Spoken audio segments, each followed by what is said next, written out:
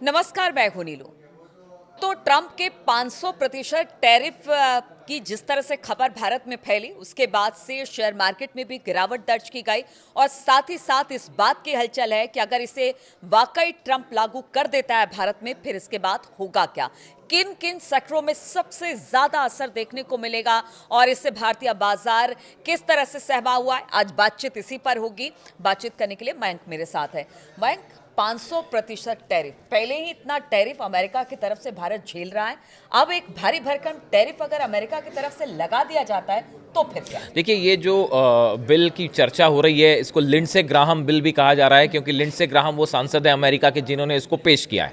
अब ये 9 महीने से पहले ठंडे बस्ते में पड़ा था, अभी फिर से बाहर आ गया है और कहा जा रहा है कि ट्रम्प ने इसको ओके कर दिया है और अभी संसद में पेश होगा और अगर पास हो जाता है, हालांकि अभी इस बात को लेकर भी कई लोगों का, एक्सपर्ट्स का मानना है कि ये कांग्रेस में पास ही नहीं हो पाएगा, लेकिन अगर फिर भी पास हो जाता है तब देखने वाली बात यह है कि इसका भारत पर क्या असर होगा। ये एक खासा जो है वो डिबेट का और चर्चा का मुद्दा है भारत में।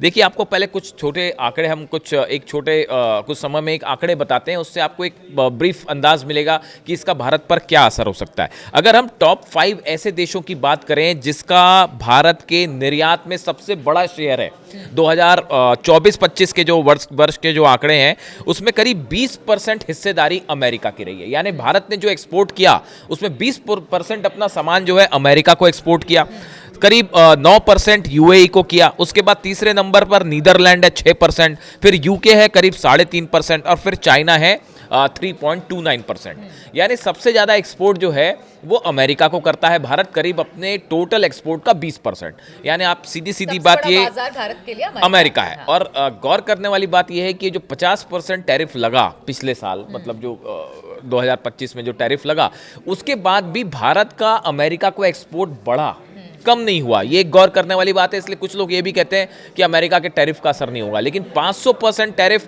बड़ा फिगर है।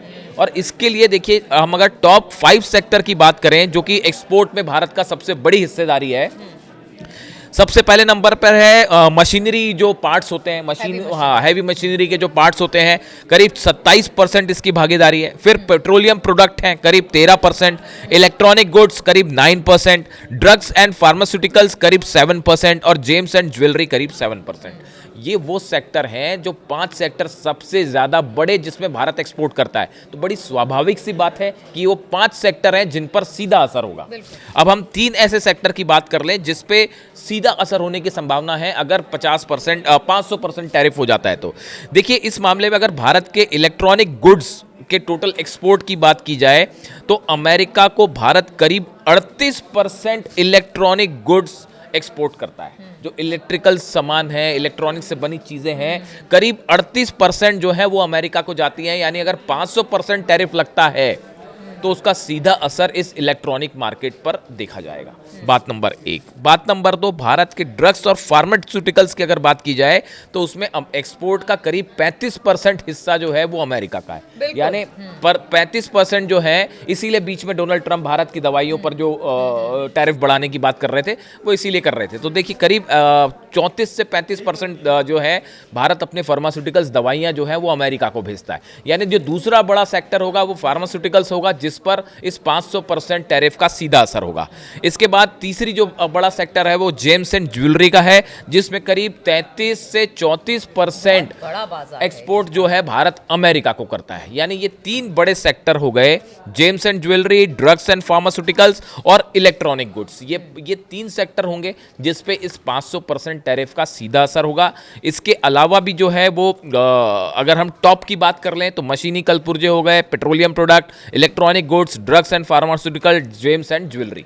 तो ये तो बात हो गई इसके इकोनॉमिक एस्पेक्ट की कि भाई ये 500% टैरिफ लग गया तो भारत के कौन से सेक्टर्स में जो है असर हो सकता है, मंदी आ सकती है।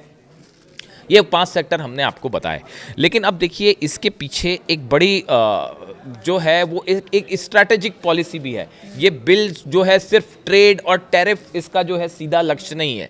देखिए, ये कहा यह जा रहा है कि इस बिल को लाने के पीछे की मंशा समझिए। देखो, इसको लेकर, इस पूरे मुद्दे को लेकर कई सारे एक्सपर्ट्स अपनी राय जाहिर कर रहे हैं। जैसे इंद्राणी बागची हैं, इनकी तरफ से ये कहा गया कि ये बिल 9 महीने से ठंडे बस्ते में पड़ा था और अमेरिका और यूरोप रूस के सामने अपना आखिरी प्रस्ताव रख चुके हैं। देखिए, कहा यह जा रहा है कि अमेरिका ने यूरोप और यूक्रेन और रूस के बीच जो जंग चल रही है इसको रोकने के लिए अपना आखिरी ट्रम्प कार्ड चल दिया है।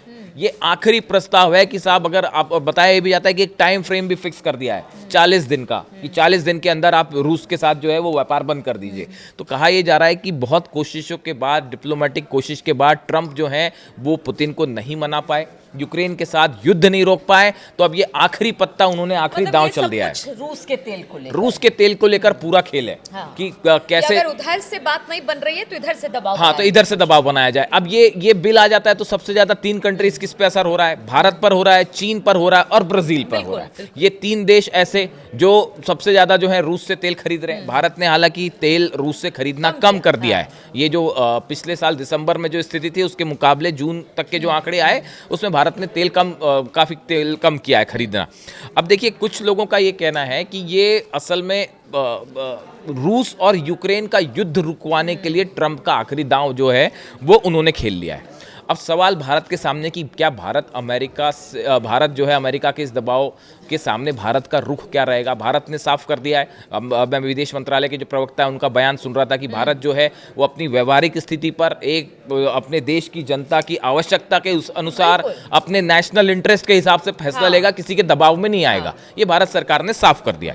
अब देखिए, इसको लेकर भी भारत को लेकर रुख अलग है और चीन को लेकर अमेरिका का रुख अलग है। आप देखें, चीन जो है वो भी बड़ी मात्रा में रूस का ऑयल खरीद रहा है, लेकिन अभी रूस के ऊपर ऑयल खरीदने की वजह से कोई टैरिफ नहीं लगा हुआ है। ये बड़े गौर करने वाली बात है कि ये जो चीन पर उस हिसाब से नई कार्रवाई की बात हो रही है ट्रंप की तरफ से, जिस तरह से भारत। देखिए, अजय श्रीवास्तव है, ग्लोबल ट्रेड रिसर्च इनिशिएटिव के फाउंडर हैं। इनका कहना है अभी चीन पर रूस की तेल की वजह से कोई टैरिफ नहीं लगा है। ऐसे में सीनेट से अगर ये बिल पास भी हो जाता है तो हो सकता है चीन इसकी पकड़ से बाहर रहे।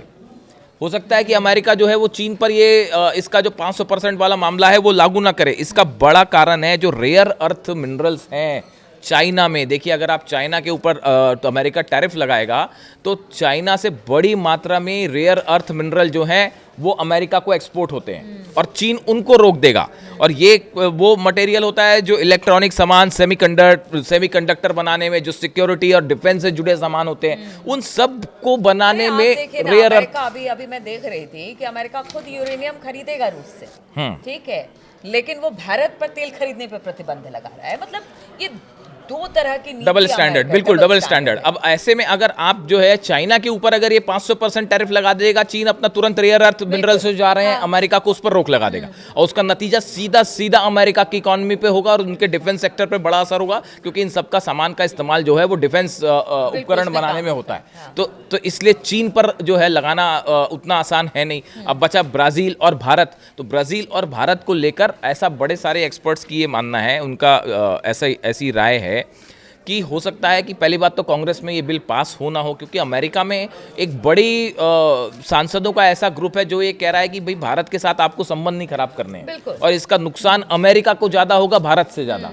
इसका सीधा असर अमेरिका की इकोनॉमी में पड़ेगा। बाजार है, चाहे वो भारत हो या अमेरिका हो, दोनों एक दूसरे की पूर्ति करते हैं सामानों को लेकर। ऐसे में अगर टैरिफ ज्यादा होगा तो वहां पर सामान फिर उस तरह से मैन्युफैक्चर होना बंद हो जाएंगे। ये पूरा बिल्कुल बाजार है, जैसे कमी हो जाएगी अमेरिका में, कह रहे हैं महंगाई बढ़ जाएगी बिल्कुल। अब देखिए, वेनेजुएला में जो कुछ हुआ, वेनेजुएला में जिस तरह से ऑपरेशन किया, इसके बाद अब ग्रीनलैंड को लेकर चर्चा है, कोलंबिया को लेकर भी चर्चा है, क्यूबा को लेकर भी चर्चा है। तो अब देखिए, ये इन सब के बीच में ऐसा लगता है कि एक बार फिर से कोल्ड वॉर के एरा की तरफ जो है वो कहानी मुड़ गई है। देखिए, अभी तक सीधा कन्फ्रंटेशन नहीं हुआ रूस और अमेरिका के बीच में। वो बेला 1 जहाज को लेकर जो था अटलांटिक में, उसमें भी रूस की सबमरीन वहां तक नहीं पहुंच पाई, इसलिए और अमेरिका ने कब्जा कर लिया, तो सीधा कन्फ्रंटेशन नहीं हुआ।